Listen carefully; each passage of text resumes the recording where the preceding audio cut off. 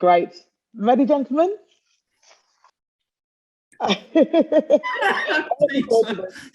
Where's my stylist? Are you ready, Michael? Yes. Just wondering who that person is above me. You just dragged him off the street. Oh my goodness. Right, let's get started. So hello, everybody. I'm very excited today for the next edition of In Conversations with Change Makers. This is my opportunity to sit down with individuals in our society that genuinely have an impact in the organizations that they work, on citizens, on communities, and the economy as a whole. So today, I am really, really excited to have with me now Peter. I'm going for it. Peter Mousaferiadis.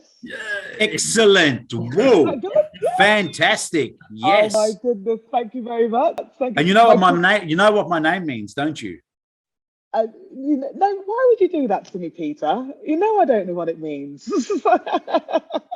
Well, the name Mousafir in over 800 languages across the world, extending all the way from the Great Wall of China throughout Central Asia, all the way to the Balkans, to Northern Africa, throughout the Middle East. It means the visitor, the traveler. It was a name that was given to my grandfather because he used to love visiting people. He used to love traveling all the time. And somehow I've got that gene in me, and I've got that wanderlust gene in me. Yeah, so you can call me Peter the Traveller. Thank you. Well, yeah, I think you've just given our audience today, Peter, an insight to your character and your passion. So Peter is the CEO and founder of Cultural Infusion and Diversity Atlas. And Peter's joined by Michael Walmsley. I can say that, Michael. I want to hear what Walmsley means as well. And Michael is the Chief Experience Officer. Am I correct? Yes, a great. That's right, Lily. Yes. Well, my name comes from Lancashire, and it means wood by a lake. There you go. That's beautiful. that paints a picture. Oh, look! It's a fascinating thing when you look to see the cultural heritage of names. You know, because it cuts across all sorts of different dimensions. It's really quite fascinating to ask. And where does your name come from? Are you asking Luli Adeyemo? Yeah. Well, Adeyemo is the Smith of Nigeria. So make of that whatever you like. Okay, so in what language are you aware? Oh, you see, you've made an assumption there that A, I've been to Africa, B, I know where I'm from in Africa, and C, I've traced my family history to be able to answer those. But I'm going to task you with that challenge, Peter. Thank you. Well, I'll go to Google and try to look up the etymology of the name and see. I'm sure it means something, and I'm sure, of course it does. And I'm sure it's related to so many other languages, and there's so many stories. Of course, I'm sure it is. But listen, today's not about me. Today's about the dude. So Peter, you've got a very impressive and colourful bio, which I'm not going to read out. Can you just tell us a bit more about yourself and what led to you launching Cultural Infusion, and after that, Diversity Atlas? Absolutely, Luli, and thank you very much. I get asked this question all the time, and I'm not too sure where to start from. So maybe a good place for me to start from is my parents' milk bar. They had this, convenience store in the western suburbs in Newport. I grew up behind the milk bar. Most of the people that came into the milk bar didn't speak English. My parents barely spoke a word of English. My mother, who's been living in Australia for the last 65 years, doesn't speak a word of English. How did she communicate with so many people from so many different cultures? And it just goes to show that language is only one aspect of communication. So I suppose in many ways that was my introduction to cultural diversity. I then went on and had a career in the arts. I studied symphonic conducting in what was then called Czechoslovakia before it split in the early 90s. I spent about 8 months in Italy and a short stint in the Midwest in America. So I spent about 4 years studying conducting, returned to Australia. And during that time, I started to work with many different communities. And there was always this theme of me bringing people together, trying to build social cohesion through the arts, trying to tell the story that we're all connected, and that just led to events starting to work on organising major presentations for a whole range of different organisations, such as the United Nations. I produced 9 Australia Day concerts for the state government of Victoria here. But all along, I started to realise that events wasn't enough, that I needed to move into this education space. So I spoke to my partner and I said to her, look, I want to come up with a name. This is now around 2002. I need to come up with a name that I can start delivering programs into school that are going to really start to create sort of, sustainable outcomes and really create a behavioural shift in thinking around a cultural diversity and embracing the other. And she said to me, you and all your ideas, go and get me a cup of tea. Don't forget to leave the tea bag in there and 2 teaspoons of sugar. I was so excited. I felt like a little kid. I ran up the hallway, ran to the kitchen, put the kettle on. I came back and I started spilling the tea. And then I gave her the mug and I started talking. And she said, shut up. I was petrified. And as she was dunking the tea bag in the mug, she looked up at me and I thought, uh-oh. I felt like Atlas. I was carrying the globe on my shoulders. And she smiled and she said, that's it. You infuse people with culture. For as long as I've known you, that's all you do. You infuse people with culture, cultural infusion. And that's how the name came about. So it was about infusing the other with culture. And also through that process, discovering yourself through telling someone about your story, learning about their story. So this is, I suppose, the crux of what we try to do. It's trying to mix with people who aren't like ourselves, because the moment we start not mixing with people who are not like me, then we start to open up our hearts and open up our minds. And we need to do that more than ever now. And why do I say that? If you go back to 1988, when Tim Berners-Lee had not yet invented the World Wide Web, a year later, he invents it. And that transforms the whole world. Why does it transform the whole world? Because we had this huge period of massive economic globalization without globalization of values and ethics. And we start to find ourselves in what we call this super diverse world where time and space are compressed. I mean, imagine trying to have this conversation 30 years ago. It was not possible.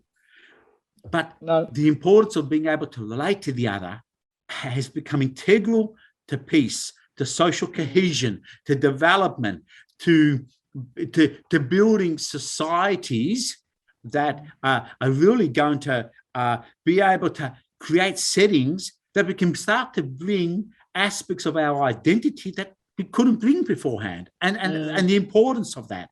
So I think this has all led to Diversity Atlas. And why has it led to Diversity Atlas? Well, 6.5 years ago, Reza Moyini, my CTO, comes to me and says, you talk about cultural diversity all the time. You're raving on about it. He goes, I'm a person who have metrics. What does this mean? I don't know what this means. So it was around that time we undertook the arduous task of conducting this literature review of 300 literature reviews, and we disaggregated cultural diversity into 4 pillars, and then we started to create a whole lot of metrics around that. And now we have Diversity Atlas, which is starting to be used by some multinational and intergovernmental agencies across the world, with the view of making their settings more representative, more inclusive, more equitable through a data-driven approach.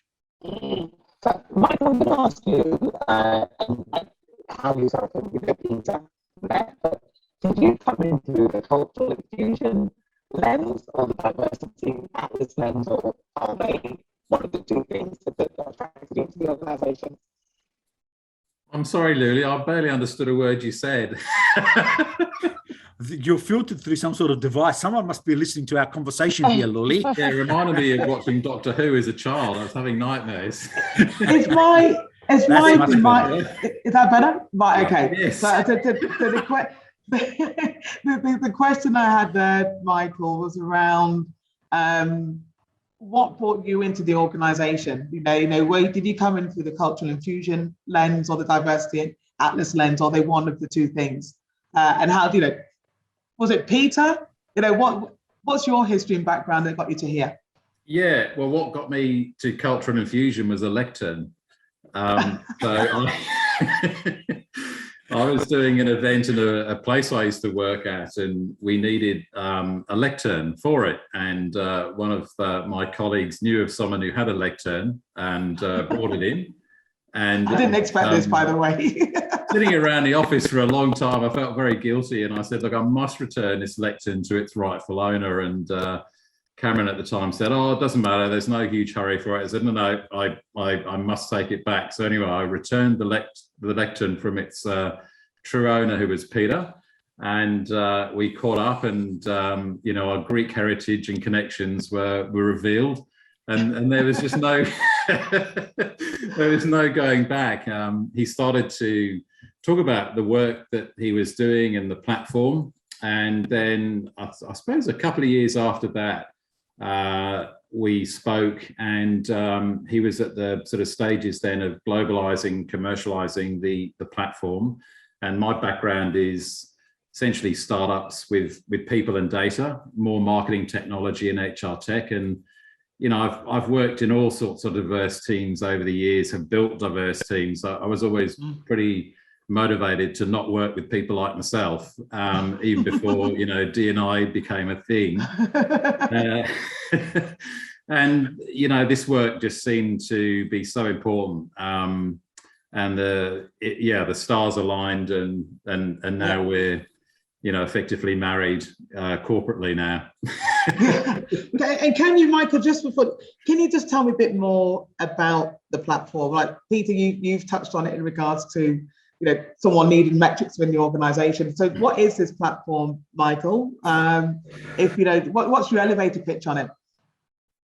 Yes, well, the big challenge organizations have is trying to understand who they are, and they don't have the data that tells them that. What I've seen is an explosion in data around marketing technology. It's now a $129 billion plus industry spent on technologies to better market to people and better understand customers. Yet when you look at an organization, any organization, they typically understand and have much more data on their customers than they do their workforce. In the last few years, we've seen an incredible shift now, positively, well behind time, around the value of diversity and inclusion and the moral responsibilities of social justice. And it's great to see this, but then you've got a lot of organizations who are trying to build more inclusion, more equitable outcomes, but they don't have the data. And it's really hard to run a marketing campaign if you don't understand your customers. Try working on any project that includes and wants to include everybody to make better social outcomes and create more inclusion. And that stems from the government census, which typically excludes a lot of people in the questions that they ask, right the way through to any organization that sometimes they say to us, we're not very diverse. There might be 500 people that work there, but they're only looking at it through a very narrow lens. So we just reveal the actual diversity and really act as a catalyst to then help organizations become more diverse, create benchmarks so they can track progress and create more effective inclusion strategies. So Peter, why did you feel like you needed to build something from the ground up? Didn't these sorts of tools exist already? Excellent question, Luli.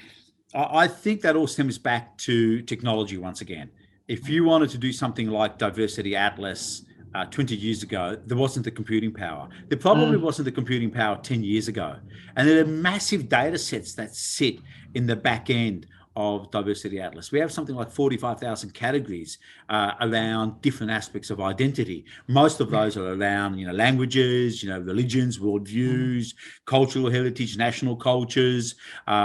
It's quite vast. And, I suppose the reason for developing this tool is I started to realize that organizations were missing out very quickly. They weren't recognizing who they were. They were good at understanding who maybe their audiences were, but they weren't focusing on this sort of internal approach. And as a consumer of so many different aspects of, stuff that's been given to me all the time, many times I didn't see myself in the other. You can't be what you can't see. And I didn't feel valued. And I thought, well, if I'm like this, I'm sure there's so many others who are feeling exactly the same thing. So the value proposition was there right away. Organizations could start to become more reflective, more representative of the communities they're delivering services to. And that was one of the ideas that sort of drove Diversity Atlas as well. So organizations can go, you know what, if we can start to build workforces that are reflective of the community, not only will it lead to better outcomes, but it'll lead to better social cohesion. It's going to lead to us becoming more innovative, more profitable outcomes, and the list goes on and on and on. And there's hundreds of studies out there that have been done by McKinsey and Deloitte and so many other organizations about representation. And the genesis for this idea for us was one of the laws of requisite variety, which is the principle of thermodynamics, which states that if a system isn't as equally as varied as the environment it's operating in, it's going to create tension. It's going to disappear. And this happens. I mean, if you think on a macro level, what that looks like in a place like Myanmar, where you have civil society organizations and the military police and government departments that don't even have the linguistic competency of the communities they're operating in. Think of the impact that has in terms of trust.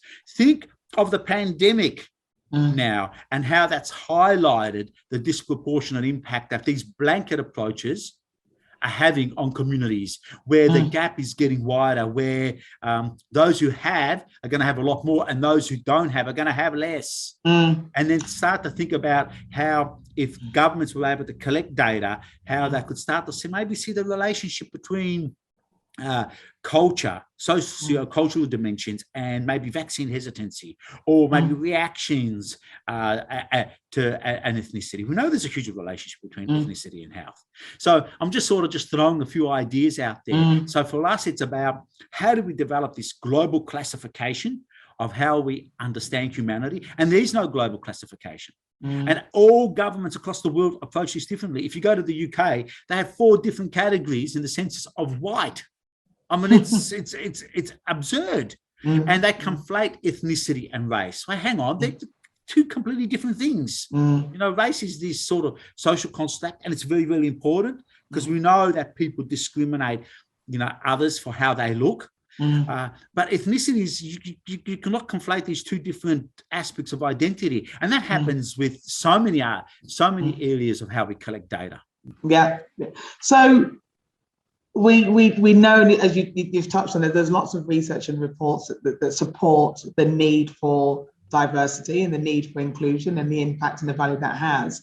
Yet it's not often a business priority where it's actually carried through in regards to the DNA of an organization. So how do we close that gap? Do you think by organizations having a mechanism or way to measure and report on the impact is a way to help this become the universal way of being?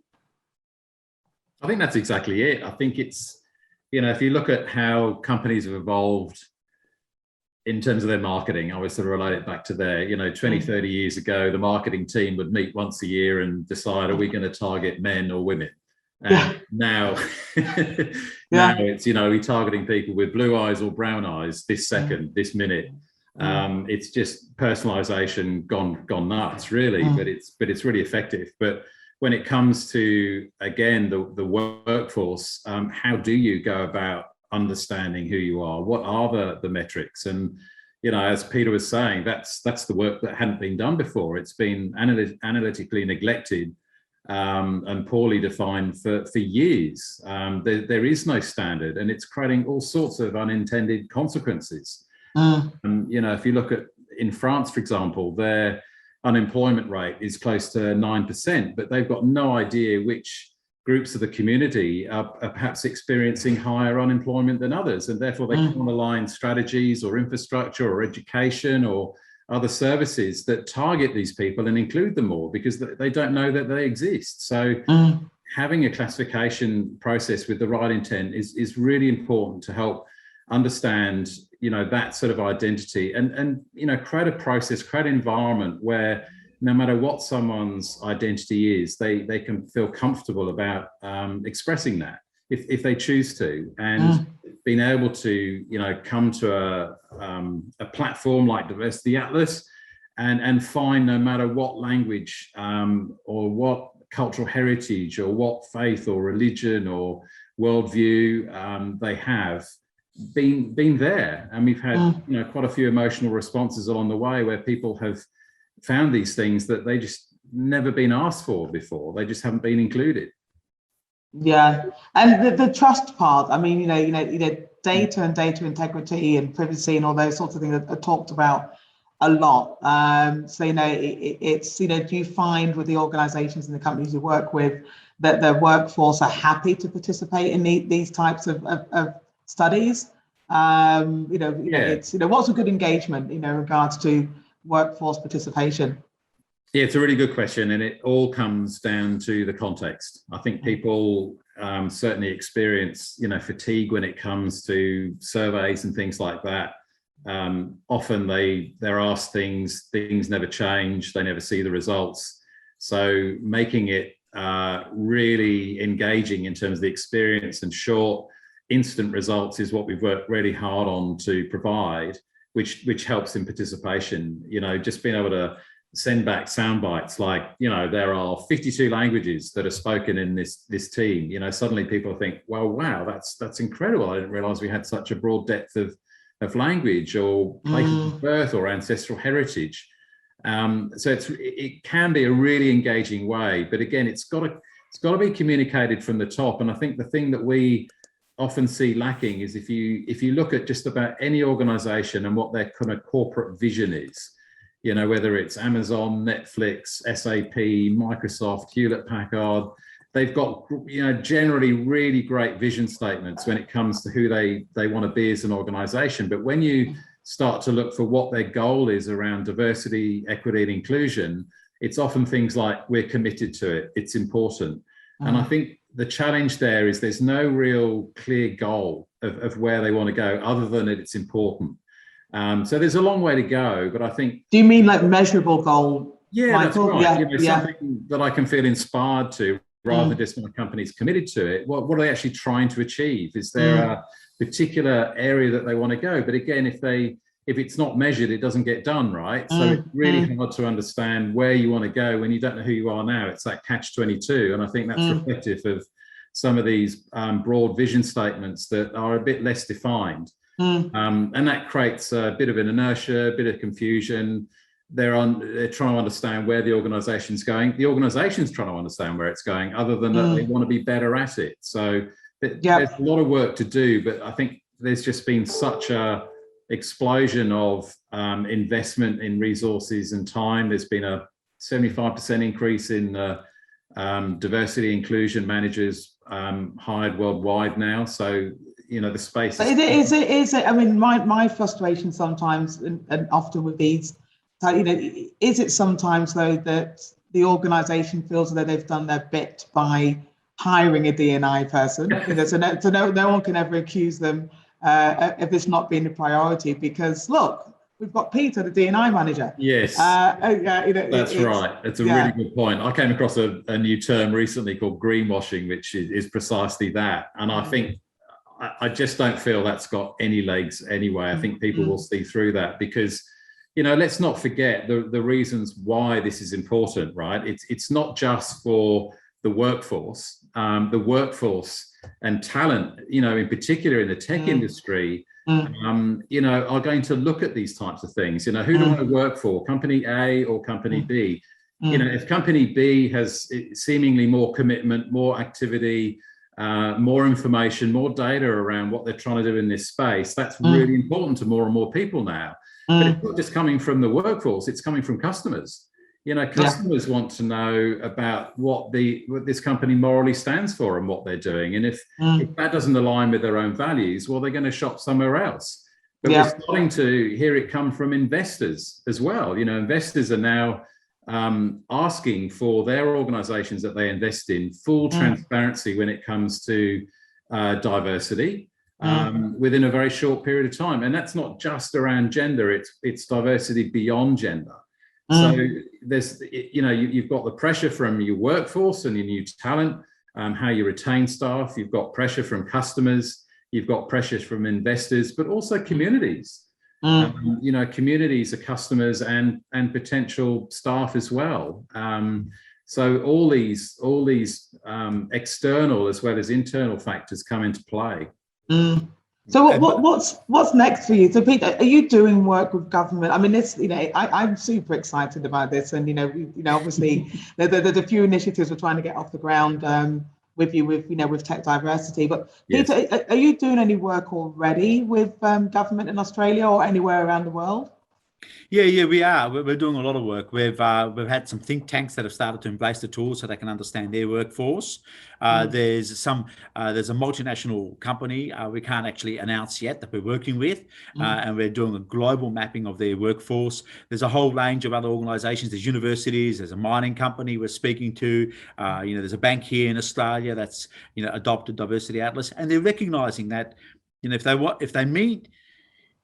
they want to do something and they really want to create a genuine impact in this area, they need to take this data-driven approach. And I think that's why, and what we've got the tool. That's what Diversity Atlas is. It's basically, it's the enabler. It's going to give you these comprehensive insights, not only into into the extent and type of your culture, but also a whole range of other demographic dimensions of diversity. And the point I want to make here is that we really want to take this intersectional approach, and Mike touched on gender there. And at the moment, in many parts of the world, when people are thinking of diversity, they're just thinking of it in terms of gender equality, gender parity, and that's creating all these unintended consequences, which people aren't talking about. And I'm finding myself now on boards where, whilst there might be more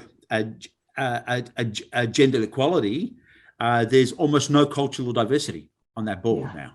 There's almost no reflection of the community, and it's almost like the power has been consolidated to one group. So and we're seeing this too in a whole range of other areas. We're seeing this when our governments, when they started to introduce the multicultural policies, in the 70s and the 80s, they were giving so many opportunities. And then Howard came along and he started to claw back and started to close down all these institutions. And what we're seeing now is that a lot of us who don't don't see ourselves in the cultural hegemony are almost missing out. We're not we're not considered part of this national culture. And what we're saying is, no, we can contribute to this national culture. We can contribute to this national conversation, and we can make you actually more relevant in this increasingly globalized world. And is it easy to find? I mean, any initiative of this sort of nature, needs good leadership, right? And it needs someone to be the champion to spearhead it and take it forward. Is it easy to find the leaders who have the, and we like to think that people should do it because it's the right thing to do, but let's face it, people are busy. They have day jobs, they have KPIs, and I think unless it's directly aligned to their KPI and how they're going to be measured in gold. As we've seen with the pandemic, and the people, as you said, Peter, the people most heavily impacted minority groups. It's when things get tough, things like initiatives like D&I tend to drop further down the agenda. So I mean, I guess do you see from an Australia's point of view, is it a priority consideration around the need to address the lack of diversity across workforces, governments, representation of communities? Well, I think the fact that there's an explosion of DEI managers right across the globe, and also in Australia, you see them advertised all the time, and most of the time it's someone who's gone off and done a short course for a few weeks, read a few chapters of a book, and all of a sudden there's a diversity, equity, and inclusion manager. And I get that, because it's a new area at the end of the day, and it's such a huge area, because when you're talking diversity, what does it mean? It means difference. That's all it means. Simply put, it means no one thing can be diverse. Diversity is an attribute of two or more things. So it's understanding all those aspects of identity, and it requires a huge amount of knowledge to be able to get that. But I think that the change needs to come from the leadership at the end of the day, and it needs to have this sort of whole of governance approach. And the vision needs to come from the people right up the top who say, we want to make a commitment to this, because when you make a commitment to it at that level, and then it starts to embed itself in policies right across the whole organization. And I want to make clear here, we're not about essentializing culture. We're not about boxing people or putting them into a group. We're about recognizing that we all have something to contribute to this conversation, and that organizations can really benefit from this process, and say, okay, we're all different, but this is the vision of the organization that we all need to subscribe to. And and we might operate within a national culture, and we need to also recognize there's a national culture, because when we talk about culture, what culture are we talking about? Are we talking about the organizational culture? Are we talking about the ethno-linguistic culture of an individual, what they bring on a daily basis to an organization? Are we talking about the national culture that a country wants to give out there? And they all create tension. So the quicker that organizations can start to recognize those different dimensions and start to take this nuanced approach, they're going to benefit out of this. It's for me, it's a no-brainer. I mean, just think of multinational companies that do mergers all the time. Depending on what jurisdiction, 70 to 90% of them fail. Think of how a tool like Diversity Atlas can play an integral role. Even on a small organization, when we use the tool with a whole group of orchestras here in Victoria, they realised they only had one participant out of 500 that had an African heritage, and I thought, geez, that's my professional career, I think, and they count me as that, and I have it by name, and that is it. And that is about it. And that's right. And they thought, well, we can start to advocate, we can start to create pathways. And then they recognized that they didn't have not one person from a First Nations background. And they thought, well, let's set ourselves some targets over the next 5 years where we go, we're 500. Let's say in 5 years' time, we can have 15 people, because that would be 3%, and 3% of our community is made up of people of a First Nations background. Let's work towards that. So how does a tool like Diversity Atlas come into that? Well, it gives you that data, and then you can start to create these benchmarks, over the period of time that you can work towards. No, that's brilliant. And as you know, I mean, I'm a huge advocate of the potential of what this platform enables. And with tech diversity, and I've worked in the tech sector now for 20 plus years, and it's well known and well documented the lack of diversity in our industry. Yet in the 20 years that I've been working in tech, I've not seen a great deal of change. Something needs to be done differently, and I think this gives us an opportunity to approach it in a different way. And the sorts of initiatives we're talking about around leveraging the platform to get at least an understanding and a metric of the current diversity makeup of the tech workforce, comparing it to the demographic of a state or the demographic of the country, identifying where there's low or no representation of parts of the community. We've been one of the biggest employers in the state. At least then we've got a starting point to understand some initiatives and programs we can run to close that gap or make a difference. But as you quite rightly said, Peter, this needs great leadership. It needs partnership, and it needs commitment, and it's commitment beyond a title or a role within an organization. So we're behind you 110%. So I think just in regards to a parting comment, in regards, if there's one message that you want to leave with our audience today, or one thing they can do to contribute to what you've already developed here at Cultural Infusion with Diversity Atlas, what would it be? Michael? Oh. I love that. I'm happy to. I'm happy to. Michael had sat back in his chair like he was finished and done. No, that's fine. That's fine. Look, this isn't easy stuff. It doesn't come with a manual. but it's, you know, the space is super creative, super innovative, you know, and that's what I love about it. As you said, Luli, it's about partnership. You can't do this on your own, but it does require leadership from all of us. You know, D&I isn't the responsibility of a DI manager. It's the responsibility of everybody. It's just unlocking that potential and unlocking that insight and understanding, and not being afraid to try something different. You know, if we're going to make change, you have to do things differently. You have to look at things differently. But we get it, you know, change is difficult, but it's the only constant. So, you know, it's just about embracing and looking at things that are a bit different. Yes, they're going to create potentially different ways of doing things, but that's not necessarily a bad thing. In fact, it could be a very good thing. So, you know, we're just looking for organizations and partners that are looking to be innovative and creative, and you know, come on the journey. You know, we're all learning from each other. It's a super exciting time and space. That's great. And you, Peter? Yeah, sort of a broad global statement that I wanted to make is that 75% of all the conflict that we have in the world has a cultural dimension. And if you equate that in terms of dollars, it equates to something like 10% of the world's GDP. So we're talking more than $10 trillion is spent every year dealing with conflict, all sorts of conflict. So we only have to gain, you know, through understanding the other better. And we can through computing power, and we can start to work towards a classification system that's going to really help us understand humanity better. And if we can do that, then we're all going to benefit. I love that. I love that.